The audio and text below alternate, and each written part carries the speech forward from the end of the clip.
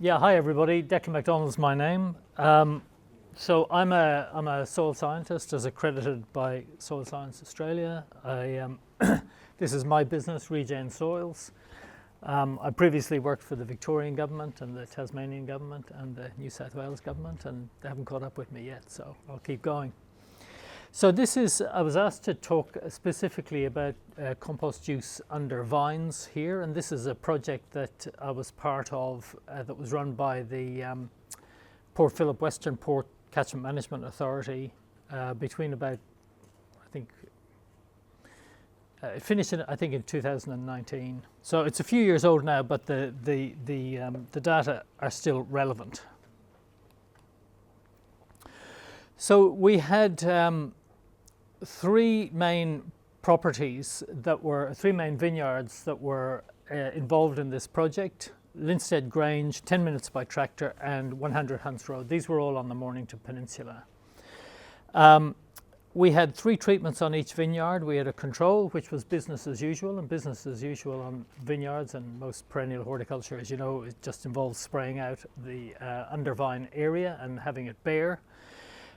We had a coarse mulch and a fine mulch compost. The fine mulch compost was really compost. It was screened to, what do we say, Simon? Where's Simon? He's gone. I think it was 15. I think it was 15. Yeah, and the coarse mulch was minus 35. So it was really the oversize that came out of the composting process. Michael Wood, is Michael in the room? Michael was involved too, because at the Enviromix, maybe I shouldn't talk about Enviromix, but that was a compost company that supplied the material for this trial. We monitored soil temperature, soil moisture, bulk density, soil microbial diversity, and water use efficiency. Soil microbial diversity and water use efficiency came just a little bit later, but temperature, humidity were measured from the start. So compost was applied annually on 100 Hunts Road, but only once on Linstead and 10 minutes by tractor. And that's really because Joe Vaughan is the grower at 100 Hunts Road, and he had been using compost for some years, and it had become part of his practice. So that's why it was applied annually there, whereas Linstead and 10 minutes by tractor, this was new to them. The application rate was about 28 cubic meters per acre, or 1 cubic meter per 50 meters of row, and that was giving a cover of between 50 and 75 millimeters depth over the row. That's pretty much just banded under the row. Banded under the row. And in fact, that machine that Andrew just showed for spreading compost is doing exactly that. It's a side spreader.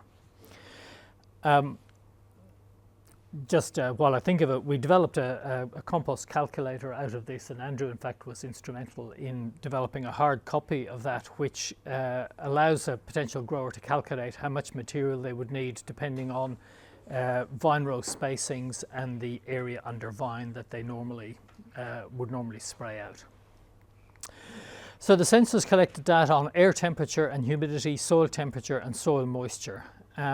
Results varied widely, but trends emerged. I'm going to show you just a couple of very squiggly looking graphs here, but the arrows kind of tell you the work. So I'm going to show you three graphs. One is for the control, one is for the fine mulch, and one is for the coarse mulch. This was January 2017, and we had some very hot days during that month with top temperatures of 41 degrees. We were measuring soil temperature, so that's ambient air temperature. Soil temperature was 26 degrees at a peak. We had a top dry of 25 kilopascals, and we had an infiltration rate of about we haven't got the units on there. This is a relative infiltration rate.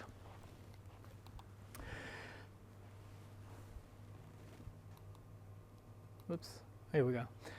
This is the coarse. We see the same ambient temperature of 41 degrees. The soil temperature was 3 degrees cooler underneath the mulch. The top dry was less dry underneath the mulch, and the infiltration rate, as you'll see from that blue line, was substantially higher than under the control.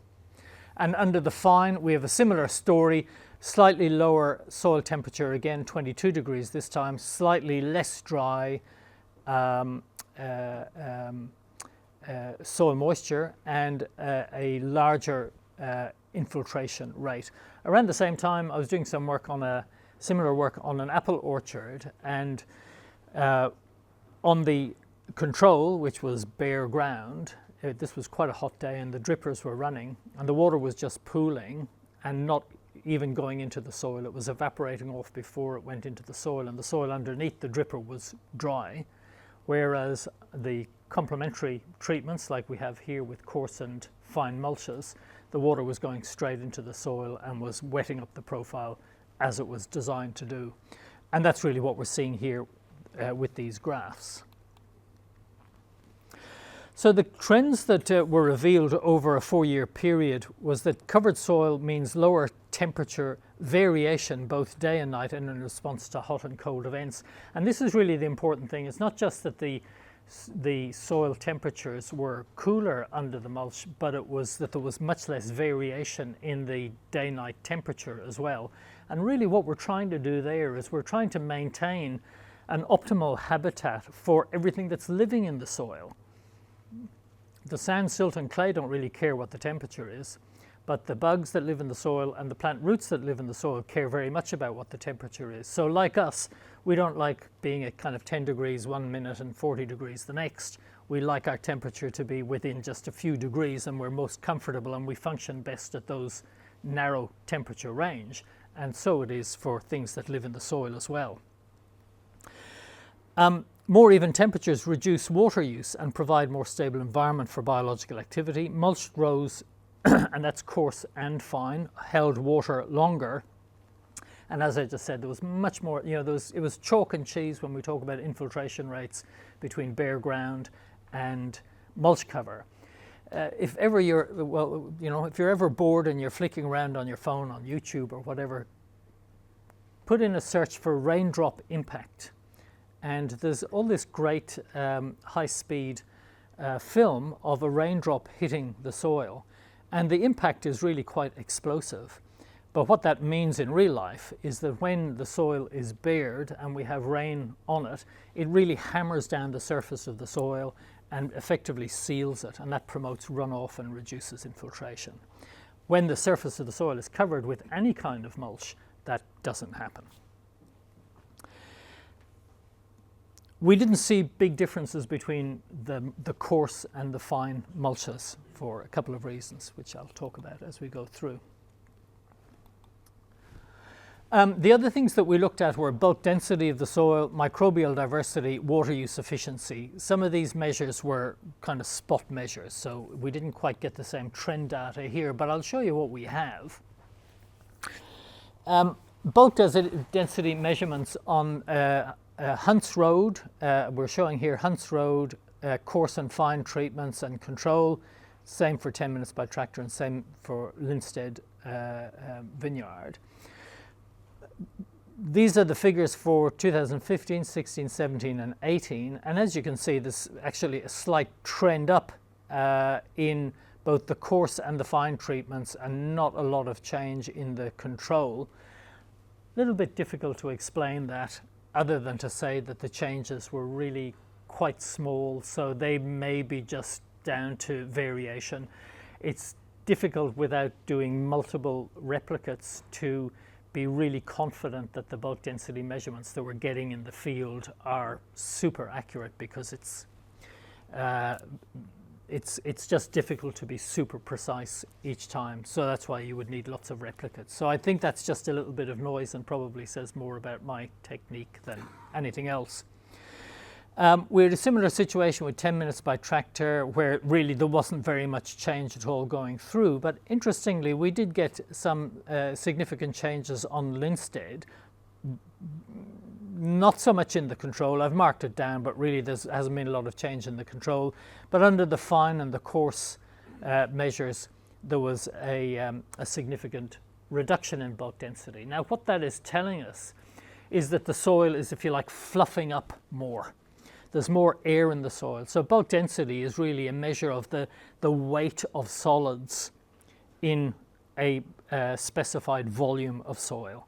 So you can imagine if we got a volume of soil, like a cup of soil, and we kind of jammed a whole heap of dense clay into it, that would be quite heavy.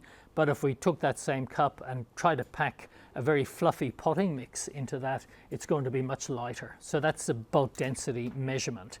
So the reason we measure bulk density is because with organic treatments, we really want to see the bulk density of a soil going down, which means there's more air in there and there's more organic material which is lighter in weight than the mineral fraction of the soil, the sand, silt and clay fractions. Now this is unfortunately, we started off testing soil microbial biomass using the Soil Food Web Institute, which do their microbial measurement via microscopy and counting. So they have little squares on their slide and they're counting the number of bacteria and fungal hyphal threads in the viewfinder in these little squares, and they're coming up with a count, and they're equating that then to milligrams per kilogram of soil. In July 2017, we changed that measurement method to a more sophisticated method called phospholipid fatty acid assay, and that's where it's not a genomic test, but it's a more sophisticated test where basically everything that's living in the soil gets dissolved, and we have tracers for cell wall fragments, so we can tell whether the cell wall fragment that we're finding is from a bacterium or a fungus or whatever. So that gave us really, substantially different results. So the two sets of results really were not comparable between the two halves of the. Something you should never do is change horses in midstream, but I won't go into the reasons for that now. Now, quite interestingly, this is looking at water use efficiency. And hand-picked wines had the best data on this. So this is what I'm presenting here. So compost was applied in spring 2015. 2016 was a very hot, dry year, and the control block used 2 megalitres per hectare between November and March of that year. The compost block used 1.6 megalitres in the same time, which represented a pretty substantial water saving of over 400,000 litres of water per hectare, which equated to about a 20% saving in water. In 2017, there was more consistent rain. It wasn't such a hot, dry year. There was a slight reduction in the water used on the compost, well, better than slight, I guess. 12% is still a substantial water reduction. And what we found was that the compost vines had healthier canopies, less senescence during veraison and ripening, and retained moisture for longer periods.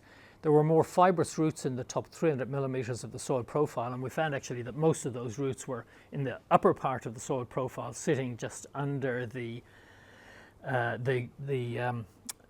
mulch zones. That's not particularly surprising, because the most fertile horizon in our soils are really the top 1 or 2 centimeters, because that's where most nutrition is, and that's where, importantly, most oxygen is, and that's where most biological activity is if the surface of the soil is covered. But if the surface of the soil isn't covered, it's those top couple of centimeters that get solarized, and really we end up sterilizing almost the most potentially productive horizon in our soil. And that's where we'll generally see most plant roots responding to those conditions if the soil is covered. And after harvest, the compost vine leaves held on longer compared to the control blocks. And the findings were similar to Helen Hill's winery in the Yarra Valley. They weren't able to use any more water because there was pretty much a cap on their available water use. But what they were able to do was extend. They had available land that they were able to extend the vineyard into using the water that they had saved. So they were using the same amount of water, but they were able to increase the area under vine. So while there were statistically significant differences between treatments, no really strong trend emerged. There were challenges interpreting the data because really the amount of noise in the data. High moisture content under fine mulch is good in summer, but bad in winter. So that was one of the things that were reported back to us by the wine growers. And as I said before, soil temperatures are less important than temperature ranges and temperature variation. A decision was made in 2016 to gather qualitative data to see if the compost treatments reflected changes in yield, vine health, bome, pest and disease resistance, etc. Because we wanted to say, well, that's all well and good that we're seeing these kind of changes in the soil, but is that being reflected in any kind of yield or product quality? That promoted the water quality, the water monitoring on hand-picked wines and the vine assessments. It certainly showed that compost is no silver bullet, but it's an important component to try to set up the vineyard for success. You know, the thinking in